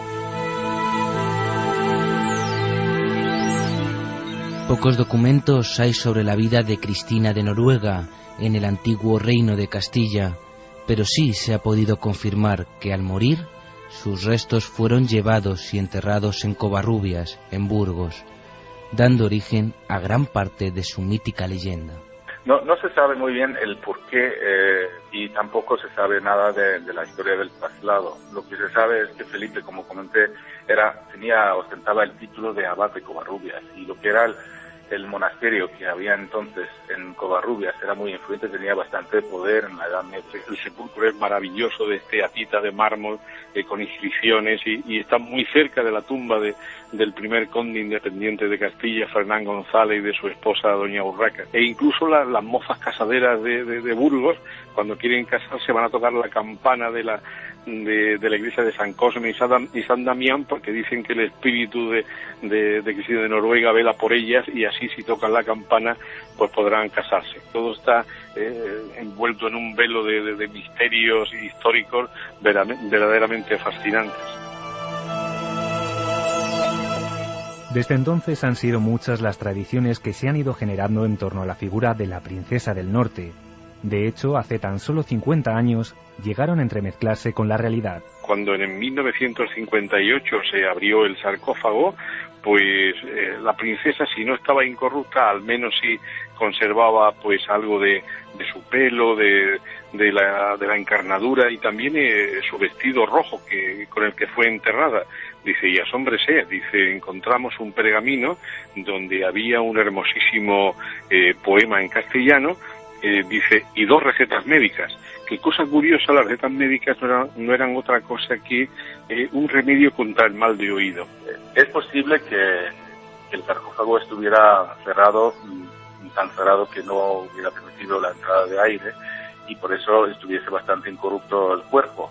Y también comentan que tenía un pelo largo y rubio, que era también bastante inusual, y que la altura de la mujer también era bastante inusual para lo que era Castilla de aquel entonces. Y es que Cristina de Noruega tenía un sueño, la construcción de una capilla en honor a San Olaf en su tierra de acogida. Un deseo que no llegó a cumplirse debido a su prematura muerte, y que sin embargo, quizá en muy pocos meses, pueda hacerse finalmente realidad. Una vez comprometida la Cristina con Felipe, expresa el deseo de que se haga una capilla en honor a San Olaf. San Olaf es el santo patrón de Noruega, equivalente a Santiago aquí en España, y también un santo que tiene mucha devoción en la Edad Media y mucho peregrinaje hacia Nidaros, donde está enterrado. La contestación de Felipe es que lógicamente se va a hacer, pero posiblemente por morir ella muy pronto, tan solo a los 4 años, pues no se realizó nunca. Y casualmente me decía no ha mucho el embajador de Noruega y también el presidente de la Fundación Cristina de Noruega, que por fin ya tenían los fondos necesarios para en el mismo Covarrubias elevar o alzar una iglesia al santo mártir de Noruega, aparte de la estatua que hay en la placita esta del pueblo, que parece una estatua élfica de la princesa Cristina, que es preciosa, ¿no? Y ahí es donde se reúnen todos los noruegos. No sé en qué fecha exactamente, pero van con mucha frecuencia. Y es que tradiciones, vaya lugares, que han mencionado Carlos y Fermín en este reportaje. Covarrubias, por ejemplo, claro, es que hay lugares de poder. Y hablábamos del neolítico, y es que es muy curioso. Los teletipos hablan de estudios sobre antiguos altares rupestres en Castilla y León. En Ávila. Y claro, bueno, Ulaca, tantos otros importantes. Pero hay un detalle muy interesante. Uno ve la foto, y esto es antes como un juego, es muy interesante. Y en el fondo ves un montón de piedras. Está bien, pero es un montón de piedras. ¿Qué época? Pues dicen 3000 antes de Cristo. 7 altares barbaridad. Rupestres. 3000 antes de Cristo. Y ves, bueno, pues unas piedras casi en forma de menires, una encima de otra. Claro, ¿qué demonios tiene que ver entonces Göbekli Tepe, 8000 antes de Cristo, o Nevalikore, o los sitios que hemos hablado, donde la tecnología parece realmente, pues como comparar, no sé, pues eso sí, la libreta de hojas que llevo yo con la maravilla tecnológica que llevéis vosotros, más o menos de agenda electrónica interactiva. Claro, eso suele pasar, pero ¿no os dais cuenta que a lo largo de la historia siempre hay como un tope? Sí, que llegan... y crisis. Y luego unas crisis tremendas. Es ahora, esto que tengo en las manos, el iPad. Pues el iPad ha llegado a la tecnología superior, ¿no? Y después de esto, ¿qué? De repente, si se encuentran dentro de 2000 años... Pongamos por mi libreta, tu libreta, y esto dirán, pero es imposible que compartamos las dos cosas, esa civilización extraña, ¿cómo podía tener una tecnología tan superior y de repente una libreta? Pues hay cosas que no coinciden, ¿no? Pues para saber un poco más de historia y de arqueología y de lo que hemos hablado, hagamos el último repaso, el último boletín. Yo empiezo a pensar que casi nadie sabe nada de casi nada, pero en fin, hemos dado algunas claves de todo tipo, como es este programa, y yo creo que este último programa en concreto es la demostración, ¿verdad, Santi?, del surtido de temas que podemos llegar a tocar, y yo espero que os gusten. Queda una guinda. Nacho Ares, su último boletín. Han pasado cosas, y están pasando cosas polémicas, en Altamira, ni más ni menos, ese lugar de poder que tanto queremos. Boletín de la historia, y estamos ya con vosotros, pues eso, para una despedida común.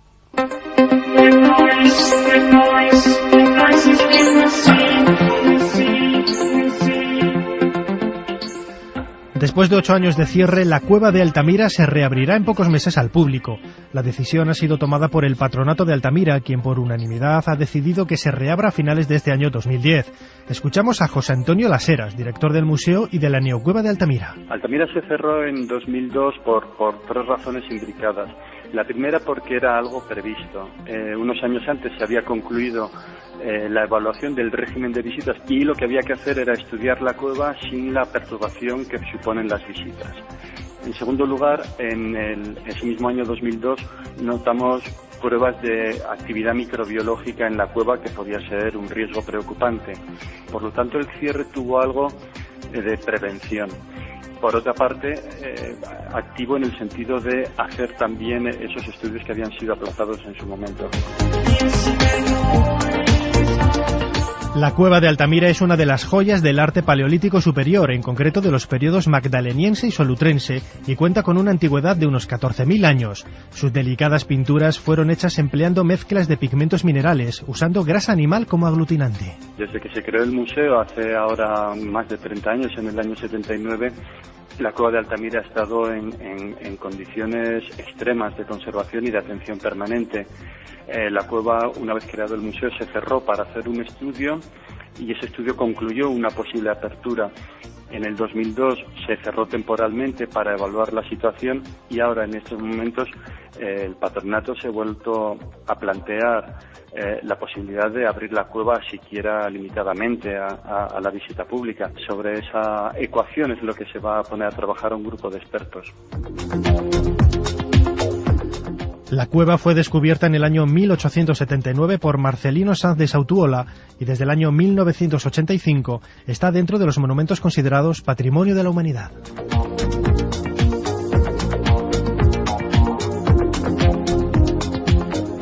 Un equipo de arqueólogos ha descubierto en la ciudad de Chiapa de Corzo, Chiapas, México, una pirámide enterramiento de 2.700 años de antigüedad, posiblemente la más antigua de toda Mesoamérica.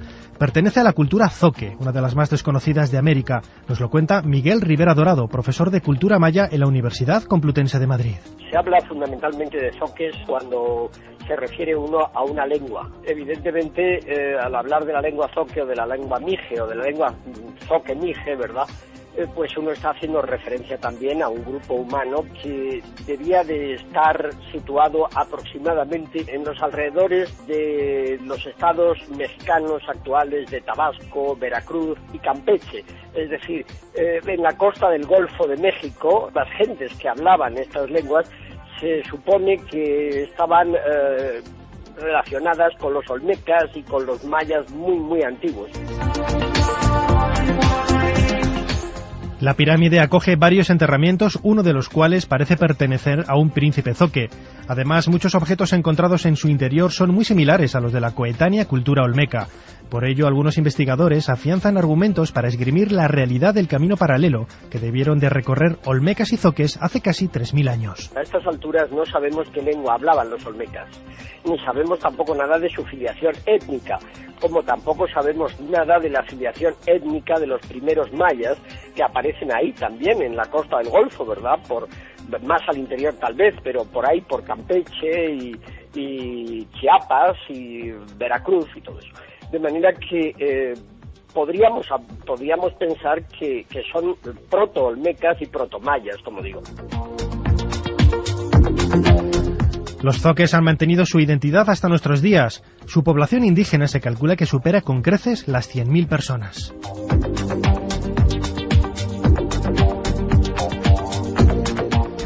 La filtración de los análisis de ADN de Tutankamón por un desliz en un documental de Discovery parece señalar, según algunos expertos, que el origen de la familia del faraón niño por parte de padre era de Europa occidental, es decir, de la península ibérica. La noticia sorprende por su conclusión, pero no hay que olvidar que es solamente la interpretación de los resultados de unos papeles dejados sobre una mesa y que aparecen en el mencionado vídeo de soslayo.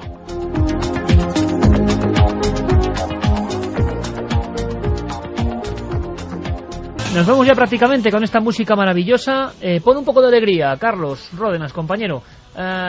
Parece que va a ser imposible porque estamos en la recta final. Va a ser Rainman la que ponga fin a esta temporada.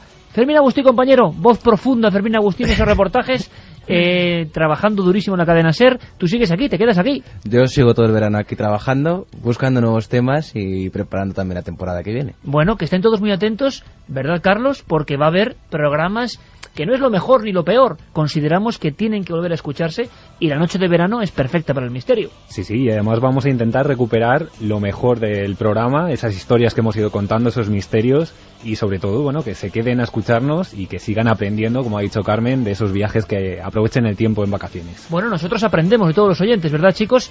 Carlos Ródenas, compañero, Santiago Camacho, Fermín Agustí, Carlos Dargo, Carmen, que nos marchamos. Que dejamos el pabellón, no sé de qué forma, pero habiendo disfrutado muchísimo. Bueno, Fermín aquí no lo guarda, durante todo el verano. Hombre, es el vigilante.